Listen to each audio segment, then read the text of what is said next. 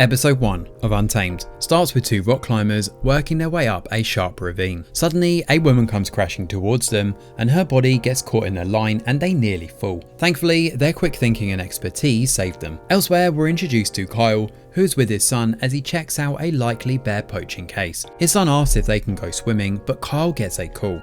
He apologises to his son and leaves to check out the crime scene. Now at the scene, the rangers are able to save the two rock climbers. One of them, Milch, is unhappy to see Kyle turn up. He tells Naya that Kyle was from the investigative service branch and is technically their boss. Now Milch takes offence when Kyle starts questioning the witness instead of asking the rangers first. After the witnesses report that they saw and heard nothing, Kyle decides to drop down the ravine and check out the body.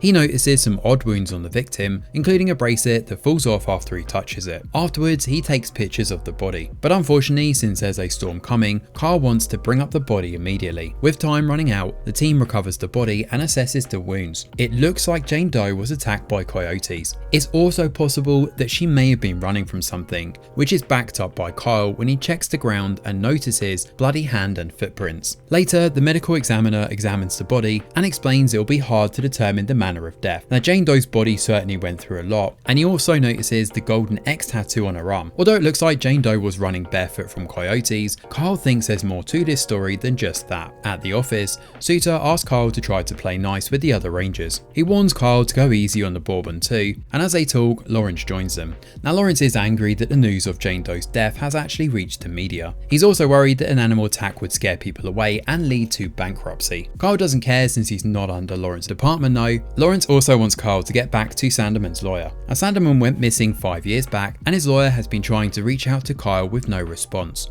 Later that night, Kyle takes his horse to search for Jane Doe's bracelet. He then calls his ex-wife Jill to remind her about the meteor shower on Thursday. Jill isn't exactly happy to get the call at 2 AM and worries since Kyle is drunk. The following morning, Naya drops by Kyle's house. She explains that Suter sent her to help Kyle with the Jane Doe case. Kyle doesn't buy her explanation though, but does let her into the house all the same. Now Naya notices that most of Kyle's belongings are in a box and she wonders whether he's moving in or out. She also spots a picture of Kyle's son and reveals that she has a 4-year-old son too. Back to the case, she tells him that Jane Doe's prints didn't get a hit on their system. This means they have yet to identify her. Kyle believes Jane Doe seems familiar and asks Naya to check the employees' records at the park. Since they're partnered up, Kyle insists they take the horses, much to Naya's chagrin. They ride the horses, trying to pick up Jane Doe's trail, and luckily Kyle knows the park like the back of his hand. Their search leads them to an old hunting shack where they find more bloody hand and footprints. They also find some strange carvings on the wooden walls, and as they search, a bear nearly attacks Naya, but Kyle scares it away. There's definitely a joke in here somewhere about a bear and a man, but we'll leave that to your imagination. Later, they come across a bloody shoe and collect it as evidence. Deeper in the woods, they find more blood and a bullet stuck in the woods.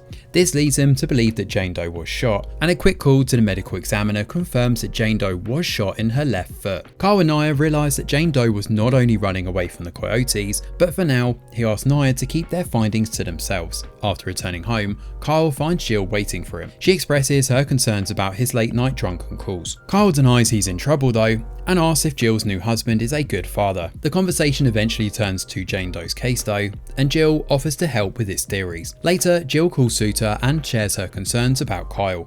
Suter invites her to a party at his house later that weekend, and he also mentions that her granddaughter is currently living with them since her mum got into trouble. Now back at Kyle's house, he watches his son draw and realises Jill helped him rearrange the words on Jane Doe's bracelet. This gives him a lead, and it turns out that a bracelet is a park freebie. The following day, Kyle updates her on the bracelet lead and asks her to follow up. Now based on the wall carvings, Kyle believes they need to look at natives as well. He takes a ride to meet with the native chief to ask about Jane Doe, but sadly the chief knows nothing. In the evening, Naya is still searching the database looking for a lead. Her ex sends her a message reminding her that he can't keep him away from his child forever. This message throws Naya into a panic, and at Kyle's house his son asks to watch the meteor shower, and at Jill's house she also watches a meteor shower and cries. In a shocking twist here, we see Suter telling his granddaughter about Kyle's son Caleb. Now Kyle's son died years back, and as we see, the scene cuts to Kyle talking to Caleb as they watch the meteor shower together. However, when the chief drops by, we see that Kyle is actually by himself. Kyle asks the chief to read the sky, and the chief says that it's a sign that death is back and that bodies will fall like the stars in the sky, which is where episode 1 of Untamed comes to an end.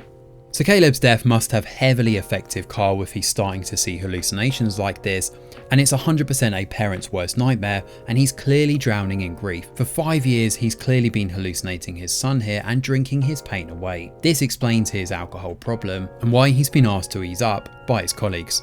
He probably blames himself for what happened and believes that he's let Caleb down. He's also mourning the death of his marriage too, and watching Jill with her husband, seemingly moving on, really must sting. Now Suter mentioned Carl's drinking habits, and it's concerning if he's also drinking on the job. While he is familiar with the park, yes, he might end up hurt if he ends up drunk while out on patrol.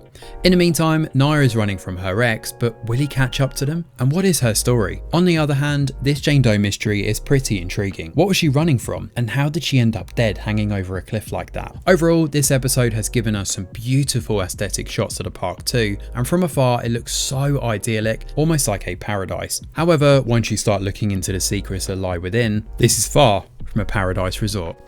Thanks for watching, and do let us know your thoughts in the comments below. Smash a like or subscribe to the channel, your support is very much appreciated. I'm Greg Wheeler, and from all of us over here at The Review Geek, we'll see you on the next video.